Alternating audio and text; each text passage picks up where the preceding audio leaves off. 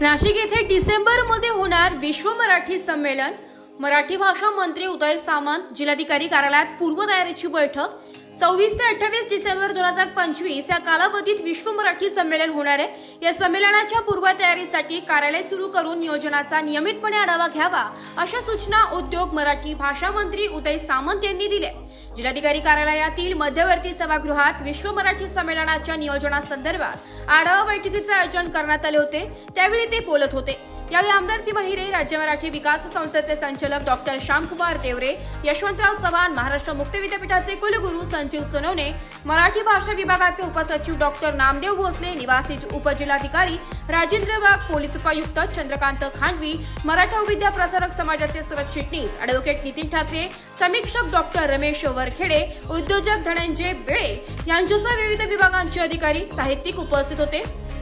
मंत्री श्री सामंत म्हणाले की अभिजात मराठी भाषेच्या वैश्विक प्रचार आणि प्रसारासाठी जगभरातील मराठी भाषकांनी एकत्र येऊन एकाच व्यासपीठावर सर्वांगीण चर्चा व्हावी म्हणून विश्व मराठी संमेलन होत आहे। या संमेलनासाठी मराठा विद्या प्रसारक समाज संस्थेचे सहकार्य मिळणार आहे। या संमेलनानिमित्त विविध कार्यक्रम होतील, त्यांना उत्तर महाराष्ट्राच्या संस्कृतीचा स्पर्श लाभलेला असेल। या संमेलनानिमित्त विविध कार्यक्रमांचे आयोजन करण्यात येईल। यासाठी विविध समित्या गठीत करण्यात येतील। या संमेलनाचे कार्यालय नाशिक येथे 16 ऑगस्ट 2025 पासून कार्यान्वित होईल। या कार्यालयाच्या माध्यमातून संमेलनाच्या तयारीचा नियमितपणे आढावा घेण्यात येईल। या संमेलनात अधिकाधिक विद्यार्थ्यांचा सहभाग असेल असे नियोजन करण्यात येईल। या संमेलनात पुस्तक आदान प्रदानाचा उपक्रम असेल। या वर्षाच्या सुरुवातीला पुणे येथे झालेल्या संमेलनात हा उपक्रम राबविण्यात आला होता। त्याला वाचकांकडून भरभरून प्रतिसाद मिळाला।